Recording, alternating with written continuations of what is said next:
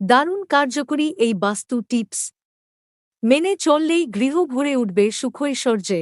ঘরে সামান্য কতকগুলি পরিবর্তন আনলেই খণ্ডন করা যায় বাস্তু দোষ, পাওয়া যায় অভাবনীয় সুফল। প্রশ্ন: কেমন ধরনের পরিবর্তন?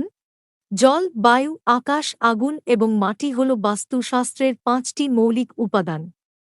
এই ৫টি মৌলিক উপাদানের মধ্যে ভারসাম্য আনাই হচ্ছে বাস্তু। ফলে গৃহে বারবার দুর্ঘটনা বা উন্নতিতে বাধা পড়া মানেই বাস্তুতে কিছু সমস্যা তৈরি হয়েছে বলে মনে করেন বিশেষজ্ঞরা। মজার বিষয় হল, ঘরে সামান্য কতকগুলি পরিবর্তন আনলেই খণ্ডন করা যায় বাস্তু দোষ, পাওয়া যায় অভাবনীয় সুফল। প্রশ্ন: কেমন ধরনের পরিবর্তন? দেখা যাক। দেওয়ালের রং পরিবর্তন। ঘরের দেওয়ালের জন্য বাছুন প্রাণবন্ত, উদ্দীপক এবং আধুনিক রং। কারণ ঘরের রঙই যেমন আপনার চোখকে দেবে আরাম, তেমনি মনকেও করবে শান্ত। সম্ভব হলে নয়নাভিরাম ছবি টাঙিয়ে রাখুন দেওয়ালে। দেওয়ালে ঝোলাতে পারেন সুন্দর পেন্টিং। ঘরের দেওয়ালে সুন্দর প্রকৃতির ছবি টাঙিয়ে রাখা শুভ বলে মনে করা হয়। ছবির সৌন্দর্যই আপনার মনকে রাখবে দুশ্চিন্তামুক্ত এবং শান্ত। মনে রাখবেন, সহজ সরল ছবি ঘরে টাঙানোর জন্য উপযুক্ত। জটিল ধরনের যে কোনো শিল্পকর্ম এড়িয়ে চলাই ভালো, কারণ তা মনের জটিলা বাড়ায়। আসবাবপত্র: বাড়ির মাঝখানে কোনো আসবাব রাখবেন না। বাড়ির কেন্দ্রস্থলকে বলা হয় ব্রহ্মস্থান, তাই কেন্দ্রস্থল সবসময় ফাঁকা রাখা উচিত। না হলে পজিটিভ এনার্জি বা ইতিবাচক শক্তি সারা বাড়িতে ছড়িয়ে পড়তে পারবে না।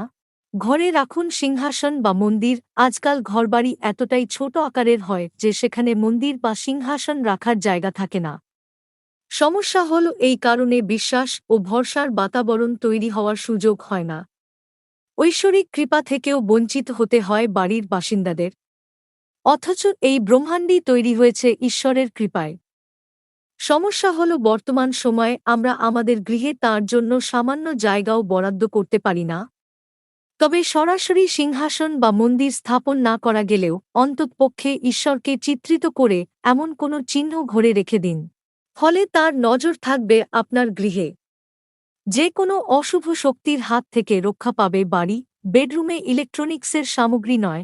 যে কোনো ধরনের ইলেকট্রনিক্সের সামগ্রী বেডরুমে রাখা বিধিসম্মত নয়, কারণ যে কোনো ইলেকট্রনিক্সের বস্তু দম্পতির মধ্যে দৃঢ় সম্পর্ক তৈরিতে বাধা দান করে।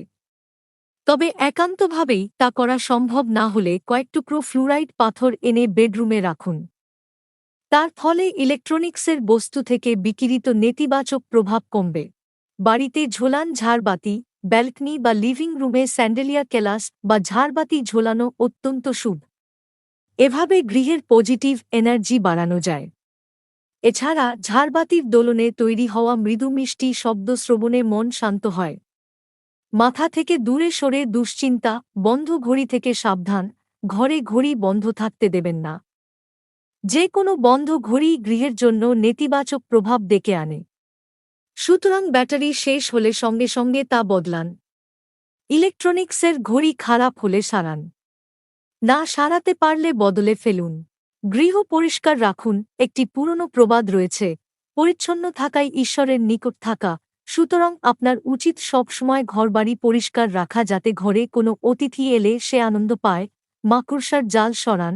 গৃহে মাকড়সার জাল থাকলে তা আর্থিক উন্নতিতে এবং শারীরিক ক্ষেত্রে নানা প্রতিবন্ধকতা ডেকে আনে।